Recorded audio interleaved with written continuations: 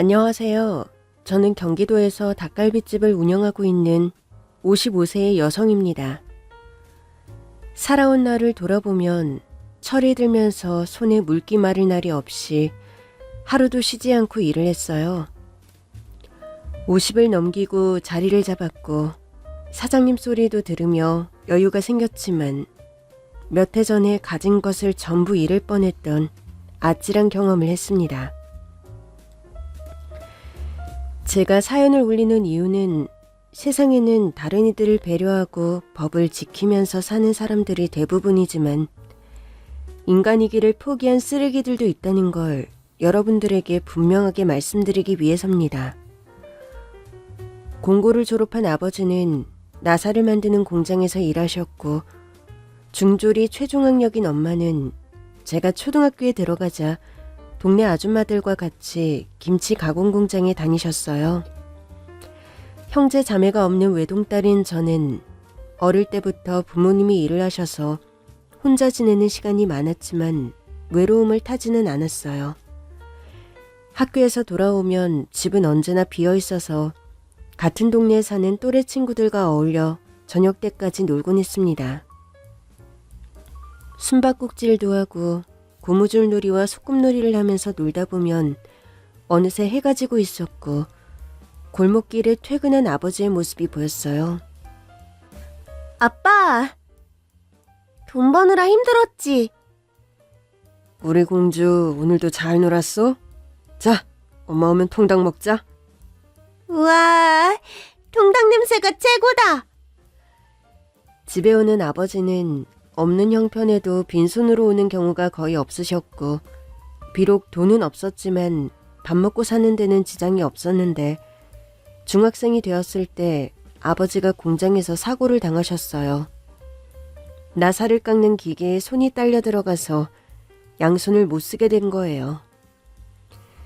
기계 사이에 끼어버린 불량품을 빼내는데 기계가 오작동하면서 양손이 모두 빨려 들어갔던 겁니다.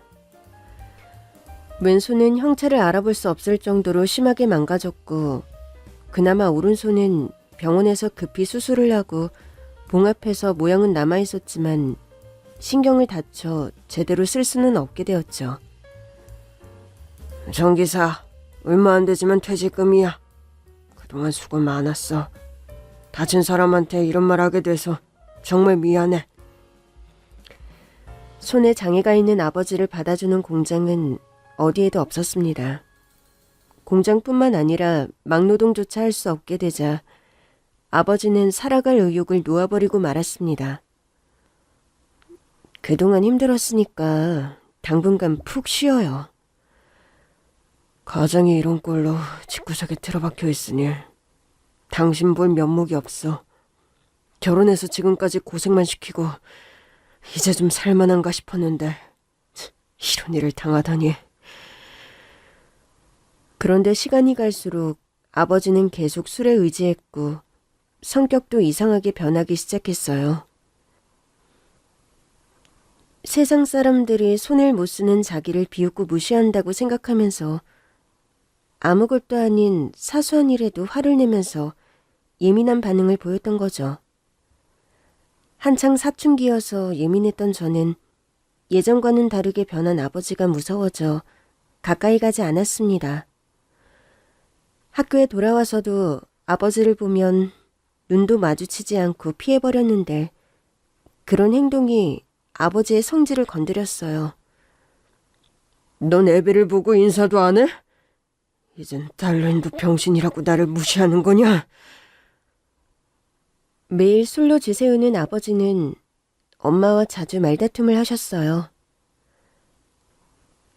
여보, 이제 정신 차릴 때도 됐잖아요. 술 좀 그만 마시고 살아갈 생각을 해요. 내 손을 봐. 이런 꼴로 무슨 일을 하라는 거야? 차라리 죽는 게 나아. 그러던 아버지가 느닷없이 제게 손찌검을 하셨어요. 숙제를 하면서 제 방에서 노래를 틀어놓고 흥얼거리고 있었는데 아버지 귀에 거슬렸던 겁니다. 술이 잔뜩 취한 아버지가 갑자기 방문을 벌컥 열고 들어왔어요. 이런 미친년 같으니. 애비는 병신이 됐는데 뭐가 좋아서 히덕거리면서 노래를 불러? 몹쓸 년. 아버지는 악을 쓰며 제 뺨을 후려갈겼습니다. 정말 태어나서 처음으로 손찌검을 당하니 혼이 나갈 정도로 놀랐고 저를 노려보는 아버지가 무서워서 몸을 떨면서 울었습니다. 당신 애한테 무슨 짓을 한 거야? 마침 집에 돌아온 엄마가 아버지를 밖으로 끌어냈고 엄마는 아버지와 소리를 지르면서 대판 싸웠죠. 그동안 참아왔던 울분이 터져버린 겁니다. 이놈의 집구석에서 내가 없어져야 편하지. 도움은 안 되고 밥만 축내는 버러지 같은 인생이니까 내가 사라지면 되잖아. 그래, 나가. 당장 이 집에서 나가. 당신 같은 인간은 꼴도 보기 싫어. 아버지는 정말 집을 나가버렸어요. 이틀이 지나도 아버지는 집에 돌아오지 않으셨죠. 그제서야 아버지가 걱정이 된 엄마는 경찰에 신고를 했지만 경찰들은 술김에 저지른 행동이니 며칠 더 기다려보자는 말만 했죠. 일주일이 더 지나도 아버지는 소식이 없었어요. 경찰은 여전히 손을 놓고 있었고 엄마는 백방으로 아버지의 행방을 수소문하기 시작했어요. 2달 뒤에 경찰에서 연락이 왔습니다. 김동수 씨 부인 되시나요? 지금 땡땡병원 영안실에 있습니다. 확인하시고 장례 치르세요. 엄마는 눈을 감고 무너지듯이 스르륵 주저앉고 말았죠. 아버지는 서울역 근처의 뒷골목에서 사망한 상태로 발견되었다고 합니다. 그때가 크리스마스를 며칠 앞둔 12월이었고 아주 추운 날이었죠.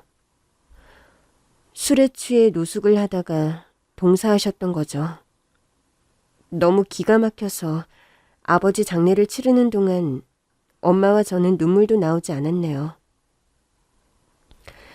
엄마 혼자 김치 공장을 다니면서 살림을 꾸려갔으니 형편은 나아질 기미가 보이지 않았죠.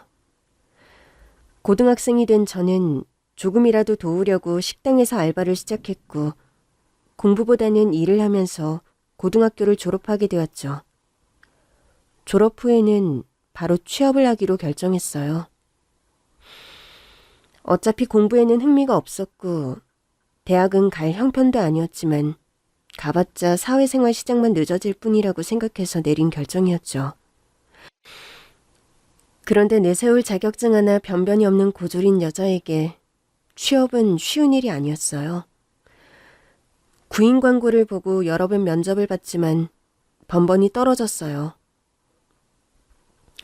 몇 달이 지나고 취업 준비를 핑계로 그냥 집에서 놀 수는 없어서 다시 식당에서 일을 시작했어요. 미경아, 직장 알아보지 말고 여기서 음식 만드는 걸 배워라. 난 손이 매워서 먹는 장사하면 딱일 것 같아.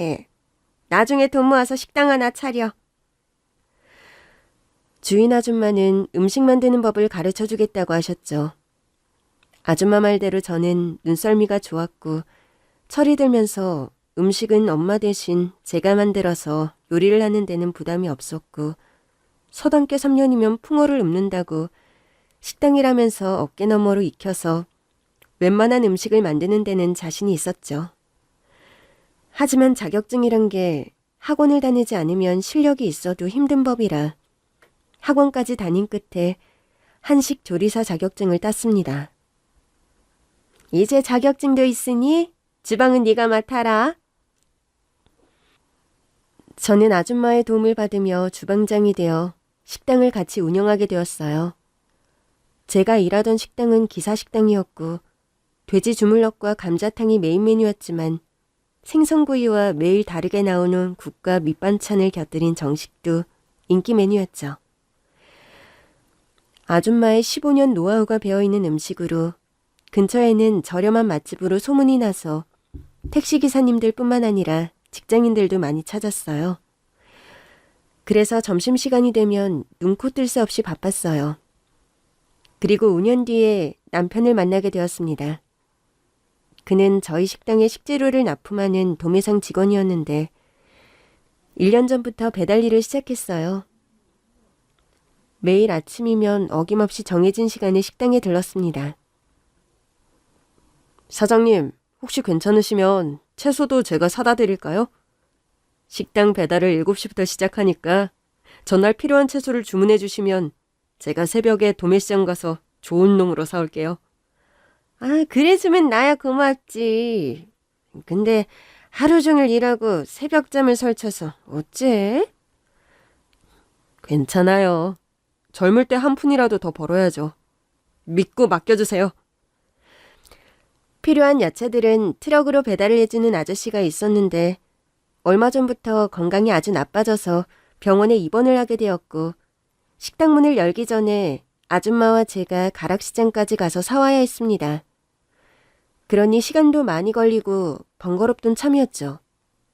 그러니 품삯을 주더라도 그에게 맡겼고 그가 가지고 오는 채소들은 아주 싱싱하고 흠잡을 데가 없었어요.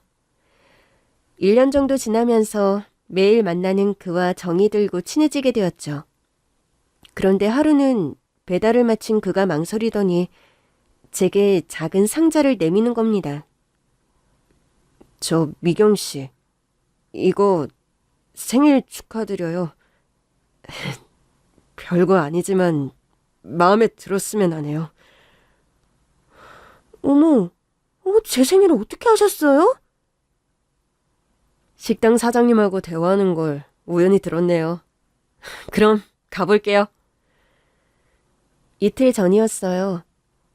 아줌마는 야채를 다듬으면서 곧 제 생일인데 미역국은 자기가 끓여주겠다고 하셨는데 그 말을 들었던 거죠. 상자를 준 그는 쑥스러운지 도망치듯이 식당 밖으로 나가버렸죠. 리본을 둘러 정성스럽게 포장한 상자 안에는 금도금을 한 머리핀과 편지가 들어있었어요. 갑자기 이런 고백해서 무척 당황하실 거라고 생각해요. 그동안 미경 씨를 보면서 혼자 애태웠지만 이젠 용기를 내봅니다. 워낙 말주변이 없어서 미경 씨를 향한 뜨거운 마음을 글로 적습니다. 지금껏 변변한 연애는 구사하고 주위에 남자친구 한 번 없었는데 갑자기 저돌적인 연애 편지를 받으니 어떻게 해야 할지 감이 잡히지가 않았어요. 너도 그렇게 촉이 없어서 연애하기는 틀렸어. 준기가 너를 얼마나 애틋한 눈빛으로 쳐다봤는데 여태 몰랐단 말이야? 걔는 내가 잘 아는데 인간성 안에는 끝내주는 남자야. 비록 가진 건 몸밖에 없는 게 문제지만 건강하지, 착하지, 또 성실하지. 그만한 남자 만나기도 힘들어. 어려운 사람끼리 정붙이고 서로 의지하면서 살면 그만이야. 괜히 빼지 말고 진지하게 만나봐. 그가 성실하고 착하다는 건 저도 잘 아는 터라 고민하다가 며칠 뒤에 데이트 신청으로 화답했어요. 이번 일요일에 특별한 계획 없죠? 우리 영화 보러 갈래요? 네? 계획이 있어도 전부 취소할게요.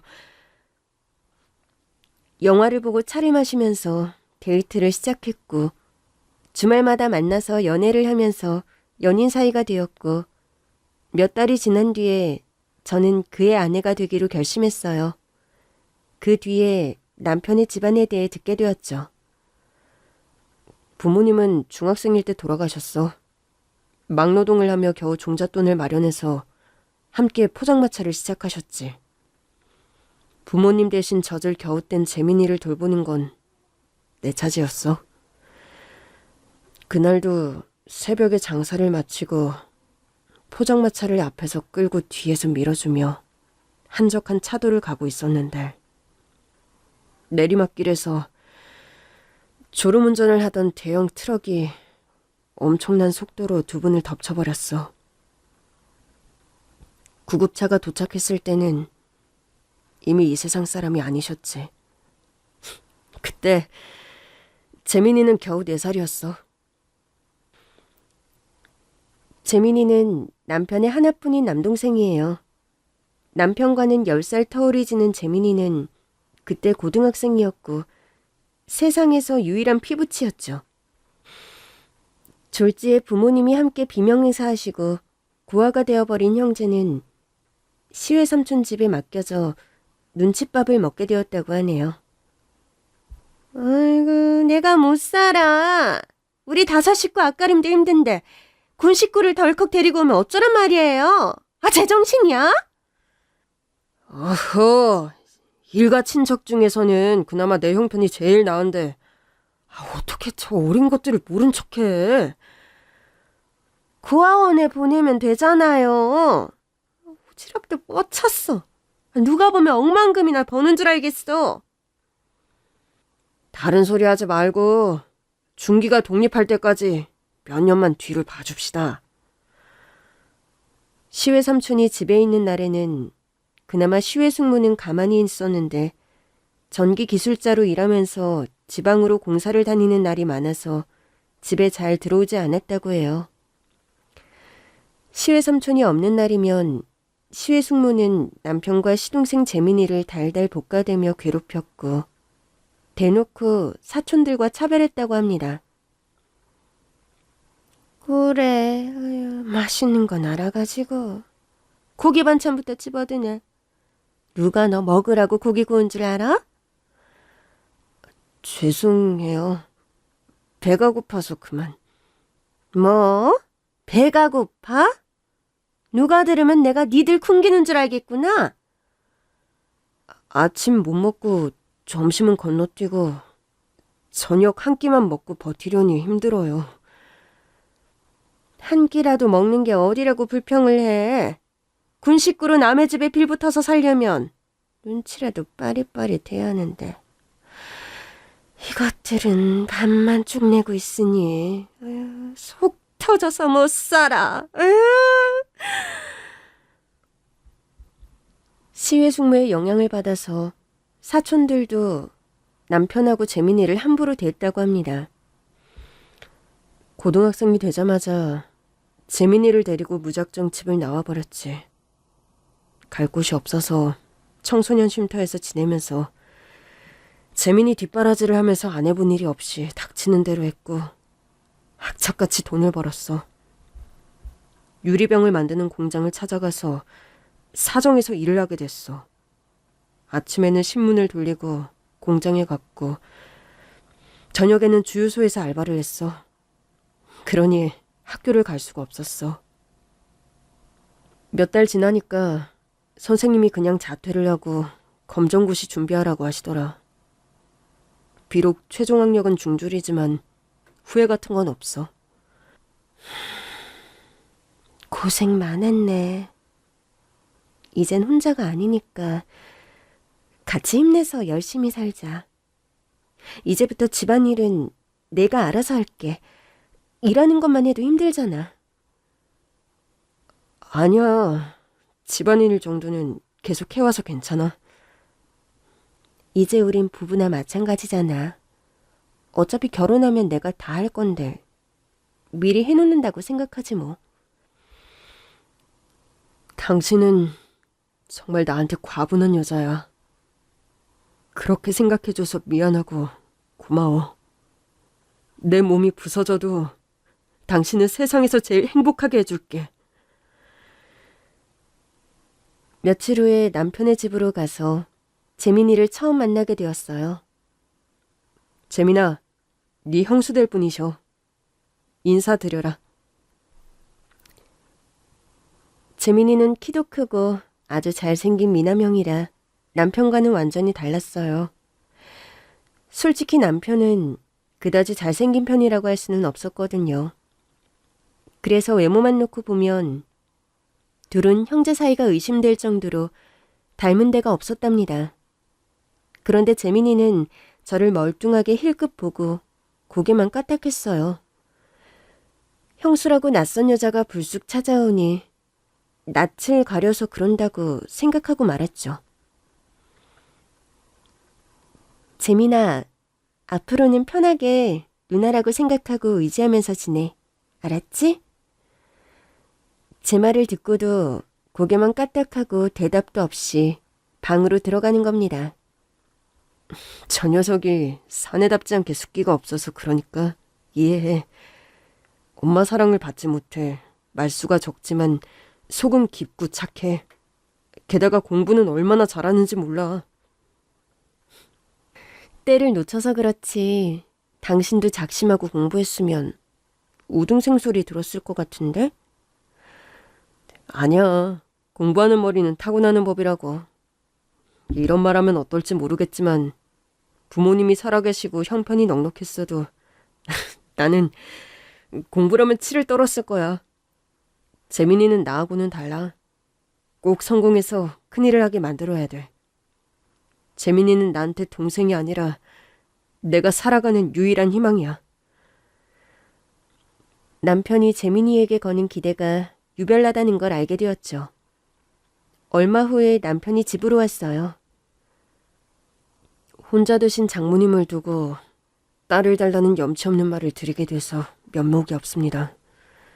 미경이를 주시면 이제부터 제가 평생 아들 노릇을 하겠습니다. 누구나 때가 되면 가정을 꾸리는 게 자연스러운 일이야. 피차 없는 형편이니 결혼식은 간소하게 치르세. 그래도 신혼여행은 다녀와야지. 그게 엄마, 우선은 식만 치르기로 했어. 신혼여행은 나중에 여유가 되면 가면 되고. 내가 그이 집에 들어가서 살기로 했어. 아휴, 너희들 생각대로 해라. 아휴, 내가 가진 게 있으면 보태주면 좋으련만. 엄마는 남편이 돌아간 뒤에 제 얼굴을 어루만지면서 한숨을 쉬셨어요. 시부모 모시는 시집살이는 면에서 다행이지만 가진 게 없으니 앞으로 고생이 많을 거야. 결혼은 형편이 비슷한 사람끼리 살아야 불화가 없는 법이잖아. 잘 살 테니까 걱정하지 마. 엄마는 제게 봉투를 하나 쥐어주셨는데 100만 원이 들어있었어요. 허투루 쓰지 말고 요긴하겠어. 워낙 제대로 먹이지도 입히지도 못하고 엄마가 돼서 해준 게 없으니. 엄마는 결국 눈물을 보이셨어요. 다음 날부터 남편 집으로 가서 형제를 위해서 집을 치우고 묵은 빨래를 깨끗하게 했습니다. 곧 내가 살 집이니 더 정성껏 치우고 청소를 했고,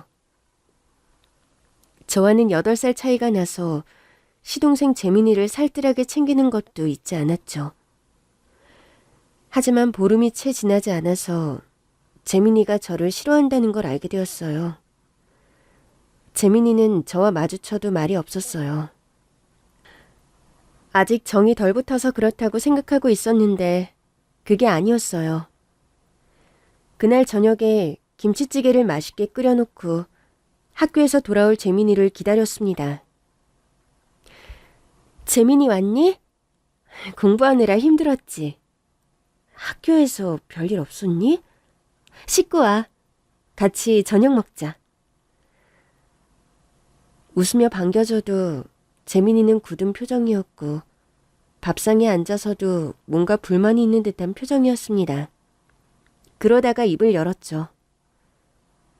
형수님, 결혼 전까지 우리 집에 안 오면 안 되나요?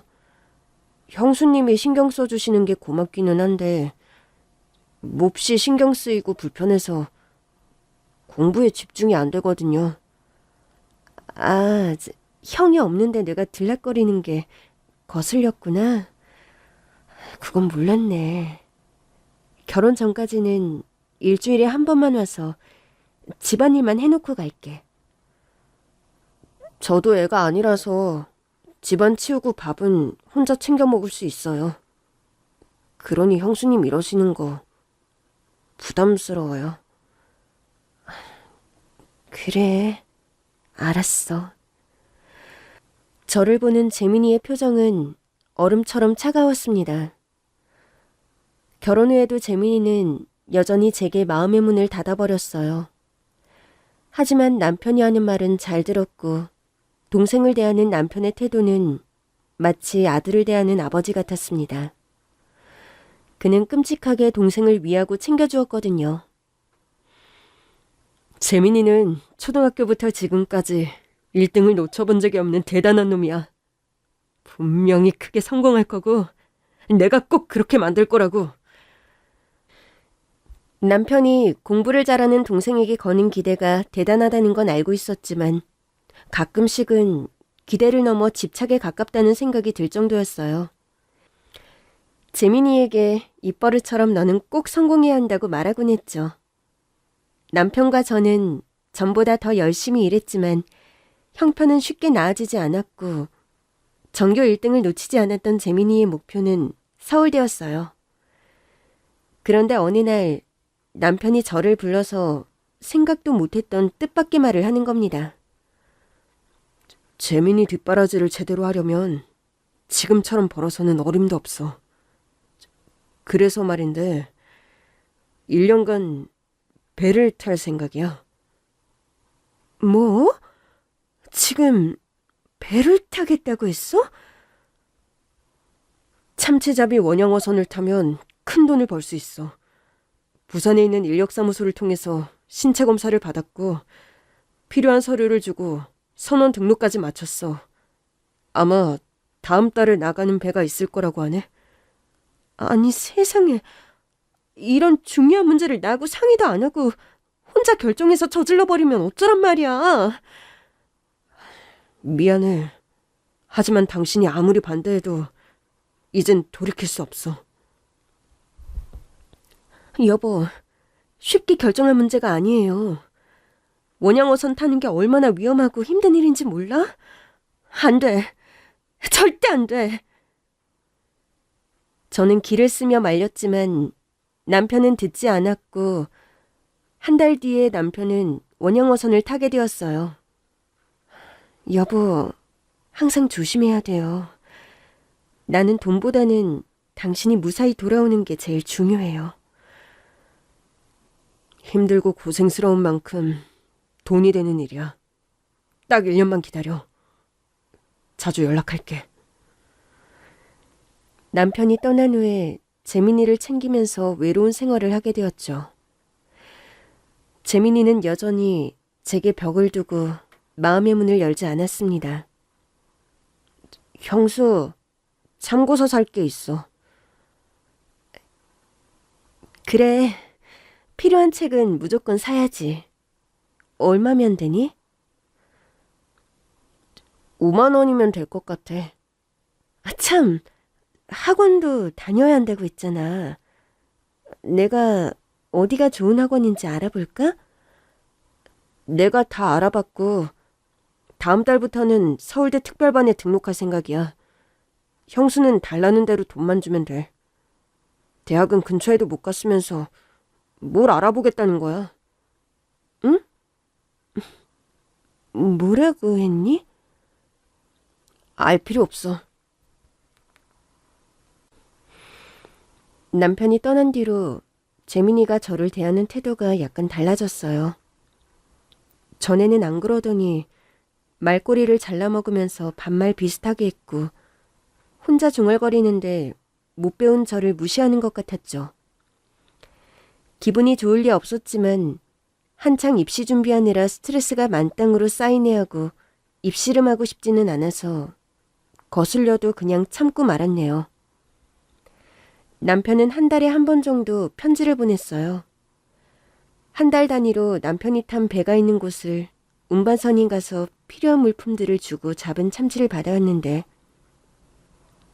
그때 선원들은 가족들에게 편지를 주는 겁니다.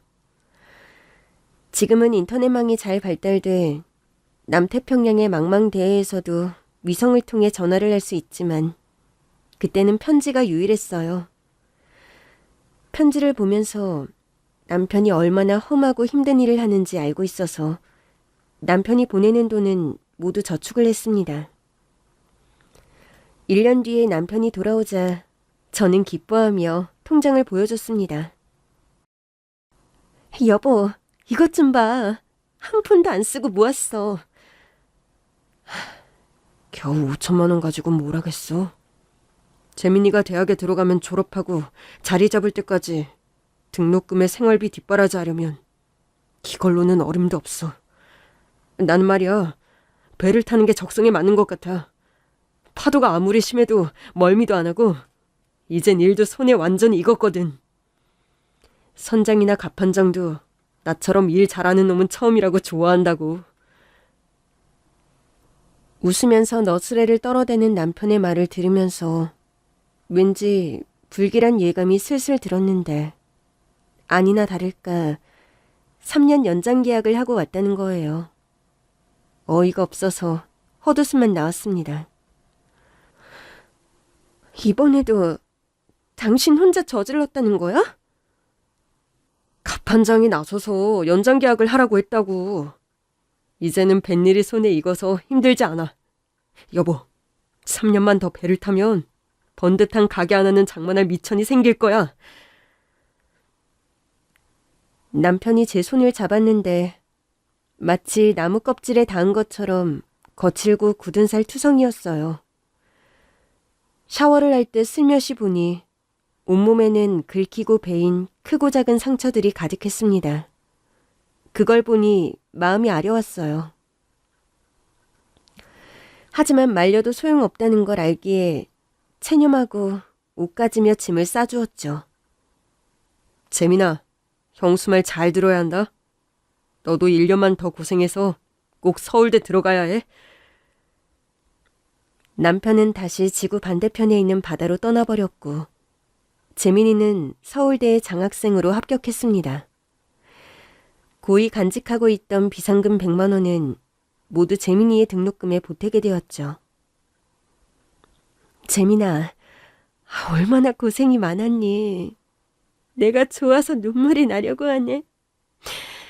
오늘은 우리 근사한 레스토랑에 가서 저녁을 먹자. 대학생 된 기념으로 와인도 한잔하면서 기분 내면 좋겠다. 어때?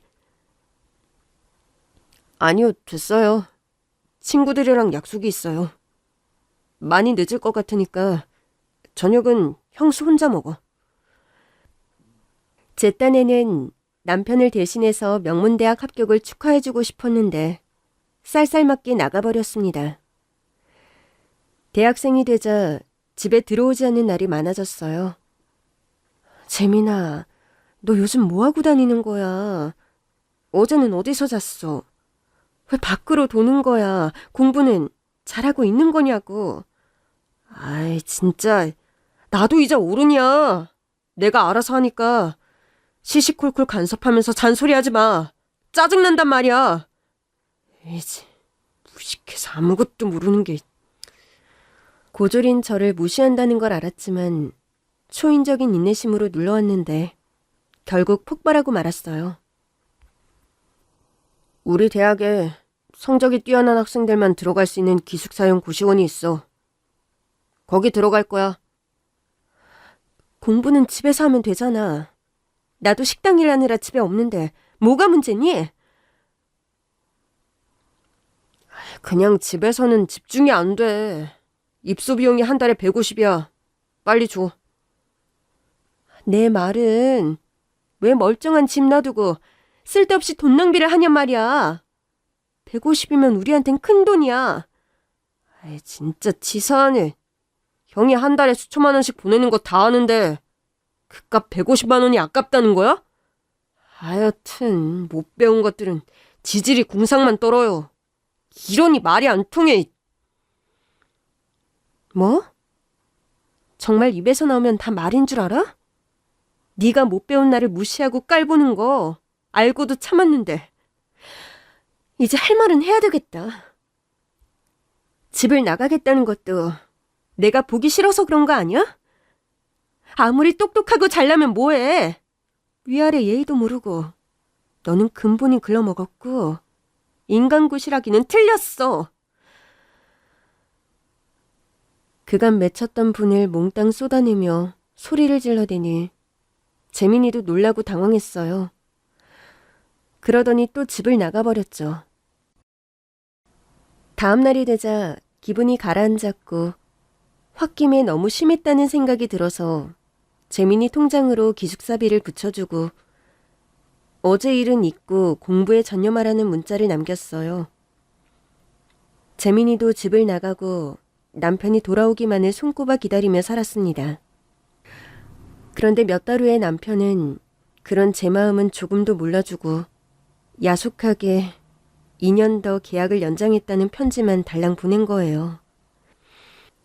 기운이 쭉 빠지고 허탈해지더니 갑자기 서러움과 외로움이 밀려와 견딜 수가 없어서 엄마를 찾아가서 품에 안겨 밤이 새도록 펑펑 울었습니다. 한참 깨가 쏟아질 신혼부터 독수공방하면서 돈이 아무리 좋아도 이게 뭐하는 짓인지 모르겠구나. 니시 동생도 없는 마당에 조서방이 돌아올 때까지 우리 같이 지내자. 엄마와 같이 살게 되니 너무 좋았습니다. 왜 진작 이 생각을 못하고 몇 달을 혼자 독수공방을 했는지 바보 같다는 생각을 했네요. 2년이란 시간이 지나갔고 마침내 남편이 돌아왔어요. 재민이는 졸업 후에 유명 기업에 바로 취업이 되었죠. 재민이도 앞가림은 할 수 있게 됐으니 이젠 우리가 먹고 살 궁리를 해야겠네. 뭘 하면 좋을까 고민하던 저희 부부는 식당을 차리기로 결정하고 업종을 물색하기 시작했어요. 미경이 너 식당 차릴 생각한다며? 네, 근데 어떤 식당을 하면 좋을지 고민이네요. 우리나라 사람들이 가장 많이 먹는 고기가 뭔지 아니? 닭고기야. 게다가 닭갈비를 하면 맛이 아주 좋다더라. 맛은 양념에 달려있어. 양념 만드는 법만 제대로 알면 먹는 장사 중에서는 최고야. 치킨집은 널려있고 프랜차이즈로 식당 해봐야 말짱 도루묵이야. 돈 벌어서 본사에 갖다 바치고 나면 남는 게 없어. 닭갈비가 괜찮을까요? 손이 많이 가긴 하지만 괜찮을 거야. 예전 같으면 내가 차렸을 텐데 이젠 나이가 들어서 시기를 놓쳤어. 아줌마의 말을 듣고 닭갈비집에 대해 알아보기 시작했어요. 프랜차이즈로 운영하는 닭갈비집도 있었지만 저는 혼자 닭갈비집을 차릴 작정이었죠. 그때 마침 TV를 통해 춘천에 있는 닭갈비 명인에 대한 방송을 보게 되었죠. 맛집 기행 같은 프로그램이었는데 닭갈비 하나로 월 매출 2억을 올린다는 말에 귀가 번쩍 트였고 당장 춘천으로 달려갔습니다. 곧 팔순을 바라본다는 명인은 인상이 엄청 선하고 푸근한 느낌을 주었어요. 닭갈비 양념 만드는 걸 알고 싶어서 찾아왔습니다. 허락해 주시면 열심히 배우겠습니다. 닭갈비집을 해보려고 그러나? 네, 맞아요. 그렇구만. 양념 만드는 걸 배우고 싶다니 가르쳐줘야지. 명인 할머니는 제 예상과는 전혀 다르게 웃으면서 고개를 끄덕이셨어요. 방송에서는 할머니의 양념 비법을 배우려고 사람들이 수도 없이 찾아갔지만 모두 허탕을 치고 돌아갔다고 했거든요. 내 나름대로 연구하고 개발한 비법은 있지. 그런데 말이야, 무작정 남이 만든 것만 따라해서는 진짜 내 것은 안 되는 법이야. 음식 장사에서 가장 중요한 게 뭔지 아나? 글쎄요. 아무래도 맛이 아닐까요? 바로 그거야. 맛을 만들어내야 하는 거야.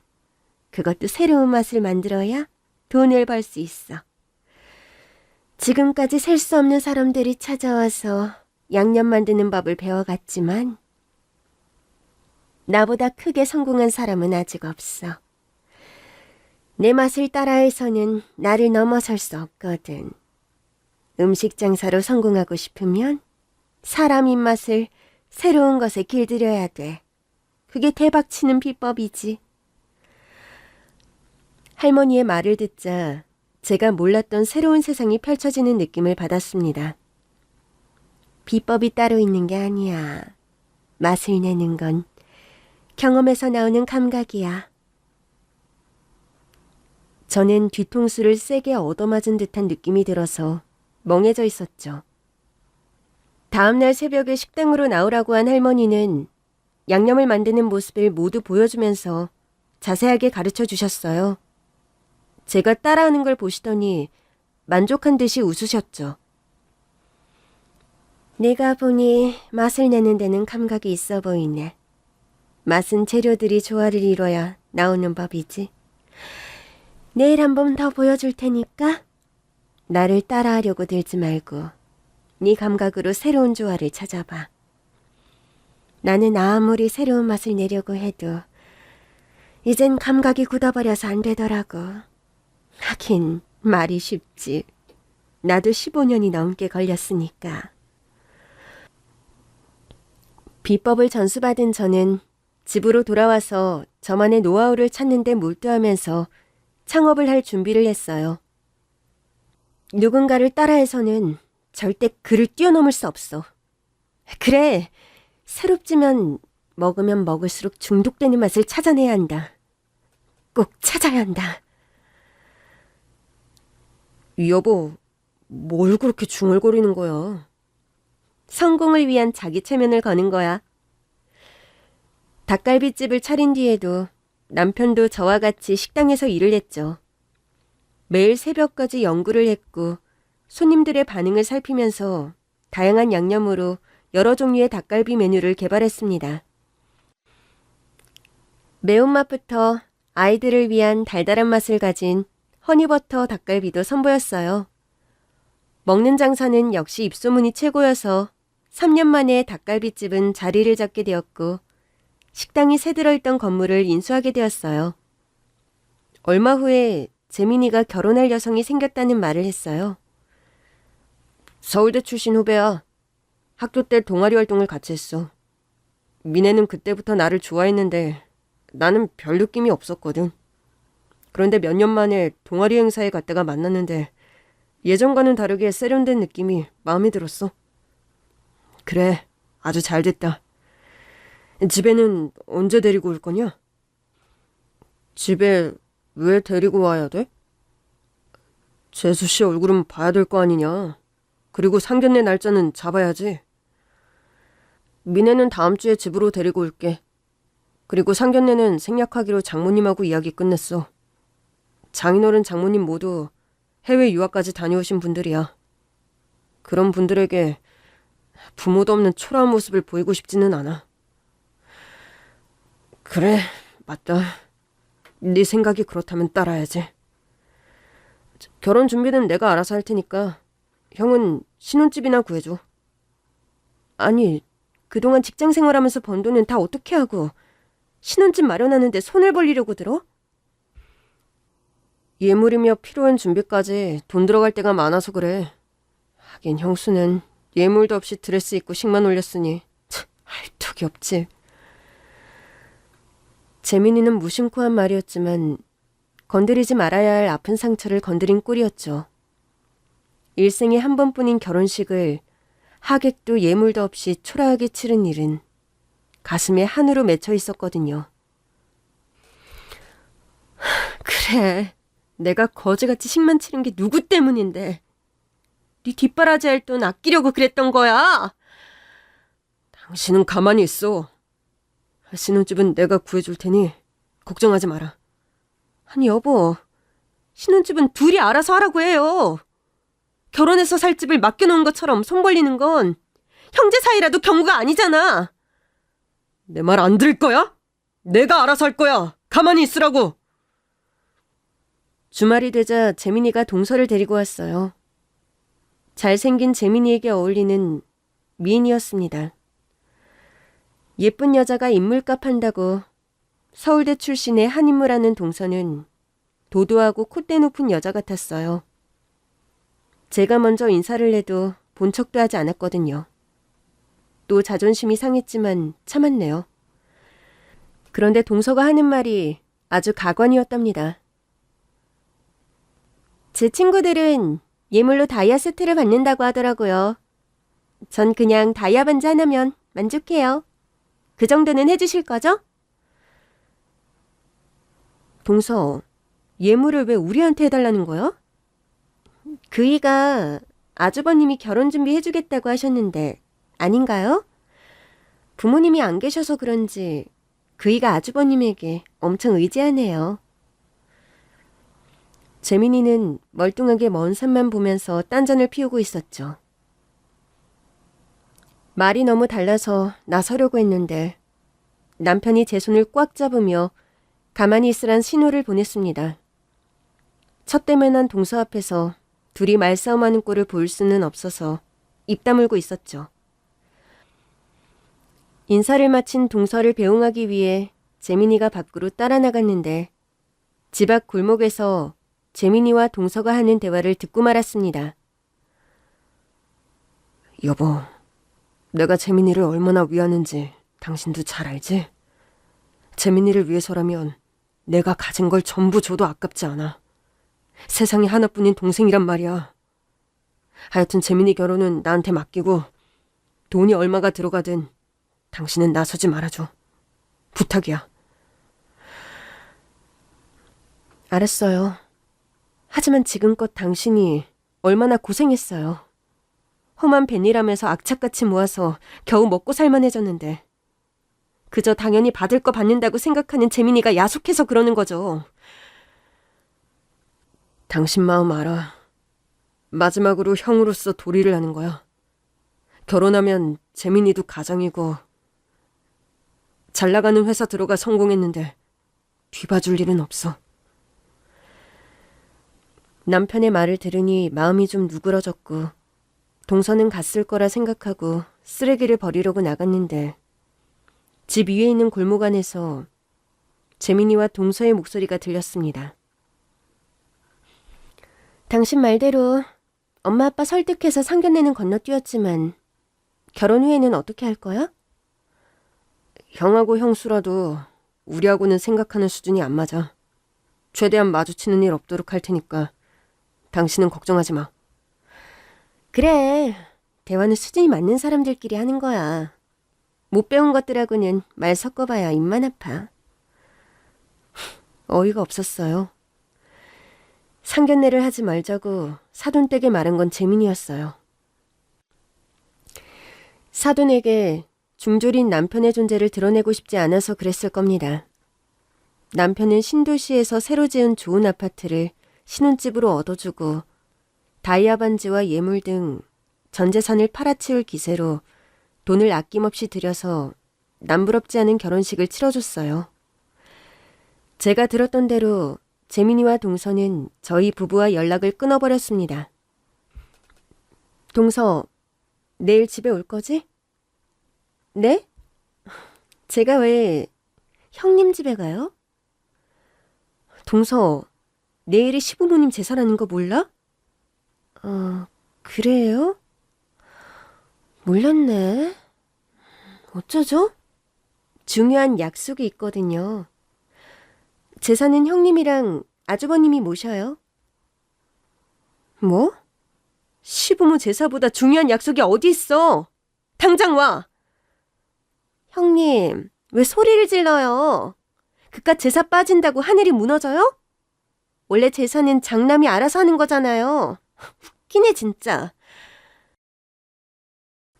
동서는 매몰차게 전화를 끊어버렸고 재민이는 남편이 전화를 해도 받지 않았다고 합니다. 문자를 여러 번 남겨도 받지 않아서 결국 저희 둘이 쓸쓸하게 제사를 모셨습니다. 그날 남편은 혼자서 취하도록 술을 마셨어요. 몹쓸 자식. 모든 걸 바쳐가면서 키웠는데 못된 놈 같으니. 술에 취한 남편은 처음으로 재민이에 대한 원망을 했습니다. 몇 년이 지나도록 재민이와 동서는 저희와 연을 끊고 지냈어요. 잘 지내는지 궁금해서 제가 아파트를 찾아가도 동서는 쌀쌀맞은 표정으로 문전박대했죠. 형님이 연락도 없이 어쩐 일이세요? 연락을 해도 답이 없으니 죽었는지 살았는지 궁금해서 온 거야. 우리가 원수지간도 아닌데 이렇게 무심할 수가 있어? 다행히 살아있고 잘 지내니까 걱정 마세요. 앞으로는 불쑥 찾아오는 일 없었으면 하네요. 그만 가세요. 동서는 들어오라는 말도 하지 않고 문을 닫아버렸어요. 동서가 이런 식으로 나오니 저도 오기가 있어서 연락을 끊어버렸습니다. 식당은 계속 번창했고 제게 닭갈비를 배우겠다는 사람들도 찾아왔어요. 저 사장님, 저희 회사가 도와드릴 테니까 체인점을 만들어서 운영하시면 어떨까요? 한 번은 창업 컨설팅 업체에서 찾아와서 닭갈비 상표 등록을 하고 분점을 만들자는 제안을 했어요. 제가 손해볼 일은 없어서 승낙했고 경기도와 서울에 분점을 내게 되었습니다. 그리고 몇 달 뒤에 남편이 근심이 가득한 얼굴로 집에 들어왔어요. 재민이가 우리가 사준 아파트를 처분한 모양이야. 오늘 들렀더니 다른 사람이 살더라고. 그래요? 돈 많이 벌어서 그 아파트 팔고 더 좋은 집 구해서 이사 갔나 보죠?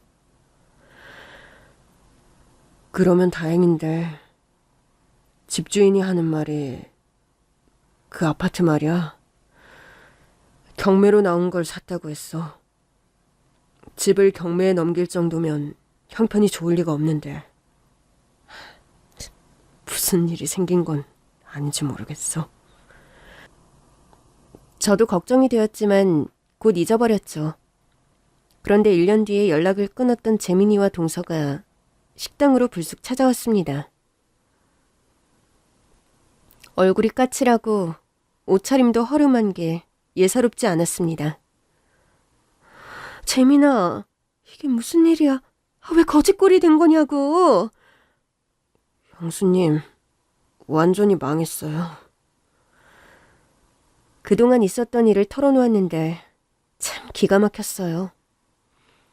재민이는 잘 나가던 회사를 다니다 그만두고 인터넷 계통 벤처 사업을 시작했다고 합니다. 처음에는 그럭저럭 운영이 되었는데 욕심을 부리며 무리하게 사업을 확장한 게 화근이 되어 3년 만에 쫄딱 망해버렸던 거죠. 게다가 사치와 낭비가 심한 동서도 한몫 단단히 거들었다고 하네요.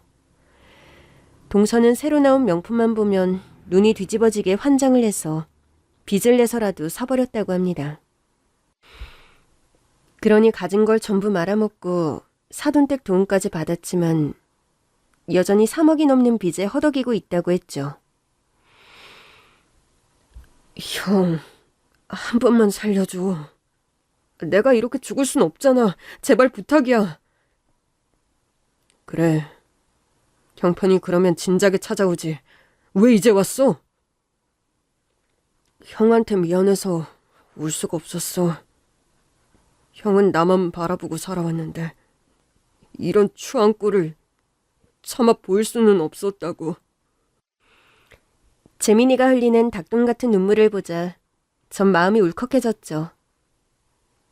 남편은 3억을 주고 빚을 갚으라고 했어요. 저는 동서에게 닭갈비 분점을 차려줬어요. 여러 군데 알아보고 제법 목이 좋은 곳에 위치한 건물 1층을 사서 인테리어까지 싹 마치고 나니 전부 5억이 들었네요. 동서는 식당 일이라고는 해본 적이 없으니까 당분간은 내가 여기 있으면서 도와줄게. 그동안 잘 보고 배워. 형님, 정말 감사해요. 이 은혜는 어떻게 갚아야 할지. 동서는 감격한 표정으로 울먹였어요. 제 식당은 남편에게 맡기고 저는 동서의 분점에서 살면서 장사를 했습니다. 제가 밤낮 없이 일한 덕분에 몇 달 만에 분점은 대박이 났고 동서는 떼돈을 벌게 되었죠. 형님 덕분에 식당이 자리를 잡았네요. 이제 양념 만드는 법만 가르쳐주세요. 저 혼자 해볼게요. 저는 동서에게 닭 손질하는 법부터 양념 만드는 것까지 모두 가르쳐줬어요. 그리고 제 식당으로 돌아왔는데 한 달 뒤에 동서가 느닷없이 저를 찾아와서 분점 계약서와 등기부를 제 얼굴에 던지는 겁니다. 형님이 차려준 분점은 필요 없으니까 도로 가져가세요. 바로 옆에 식당 차렸거든요. 형님 식당 망해도 걱정은 마세요. 제가 인수할 거니까. 뭐? 동서, 이게 무슨 배은망덕한 짓이야. 물에 빠진 놈 건져서 살려놓으니 이젠 건져준 사람을 죽이려고 들어? 네가 이러고도 인간이야? 내가 가게를 어디에 차리든 무슨 상관이야. 이제부터 경쟁을 해서 이기는 사람이 살아남는 거라고. 동서가 내민 분점 계약서 뒤에는 이상한 서류가 하나 더 있었습니다. 가만히 보니 세상에 담보대출 서류였어요. 동서는 대박이 난 분점을 담보로 은행에서 대출을 받았고 그 돈으로 제 옆에 식당을 차린 거예요. 그리고 빈껍데기가 된 분점은 제게 떠넘기려는 거예요. 배신감에 눈에서 불똥이 튀었고 뻔뻔스러운 동서의 뺨을 갈겨버렸습니다. 어디 네 마음대로 되는지 두고 보자. 폭삭 망한 뒤에도 그런 말이 나오는지 두고 볼 거야. 바로 옆에서 터무니없는 저가 공세를 펼치면서 자신만만하게 장사를 시작한 동서는 3개월을 넘기지 못하고 식당 문을 닫아야 했죠. 형님, 이게 어떻게 된 일이에요? 사색이 된 동서가 달려왔는데 거기에는 숨겨진 이유가 있었죠. 분점을 차려줬을 때 동서는 저를 무시하던 예전과는 확 달라져서 내가 시키는 대로 고분고분 따랐어요. 저도 동서가 달라졌다고 생각했는데 가게 뒤편에서 시동생과 동서가 하는 대화를 우연히 듣고 그들의 본심을 알게 되었습니다. 내가 언제까지 저 무식한 년 밑에서 일해야 돼? 더러워 죽겠단 말이야. 조금만 참아. 닭갈비 만드는 것만 제대로 배우고 형수가 식당 말아먹으면 전부 우리 차지니까. 재민이는 3억으로 빚을 갚지 않았고 분점을 담보로 대출받은 돈을 합쳐 식당을 차려 같은 닭갈비를 저렴한 가격으로 팔아서 저를 말려 죽일 작정을 하고 있었던 거죠. 그래서 동서에게 비법 양념에 들어가는 중요한 재료 하나를 빼버렸고 배합을 다르게 가르쳐줬던 거예요. 아무리 싸게 팔아도 맛이 없는 식당이 흥할 수는 없으니까요. 재민이는 남편을 붙들고 잘못했으니 용서하고 한 번만 더 도와달라고 울며 애원했지만 남편은 재민이와 형제의 연을 끊어버렸어요. 배 타면서 죽을 고비를 수없이 넘길 때도 너만 생각했다. 네가 잘 될 수 있으면 내가 죽어도 좋다고 말이야. 하늘나라에 계신 부모님 대신 널 거두는 게 내 책임이니까. 그래서 나를 무시하는 건 참을 수 있었어. 하지만 못 배웠다고 네 형수를 동네 똥개만도 못하게 취급하는 건 네가 피를 나는 동생이라도 도저히 용서 못해. 의리도 없는 천하의 나쁜 놈 같으니. 앞으로는 내 눈앞에 나타나지 말고 죽든 살든 잘난 네 마누라하고 알아서 해. 재민이와 동서가 연락을 해왔지만 저희는 휴대폰 번호를 바꿔버렸습니다. 남편은 결혼 전에 엄마에게 아들처럼 모시겠다고 한 약속을 충실하게 지키고 있어요. 친딸인 저보다 정성을 다하고 있으니까요. 많이 배우는 것도 중요하지만 사람이라면 누구나 지키며 살아야 할 인간적인 도리부터 확실하게 아는 게 중요하다는 말씀을 드리면서 마치겠습니다. 감사합니다.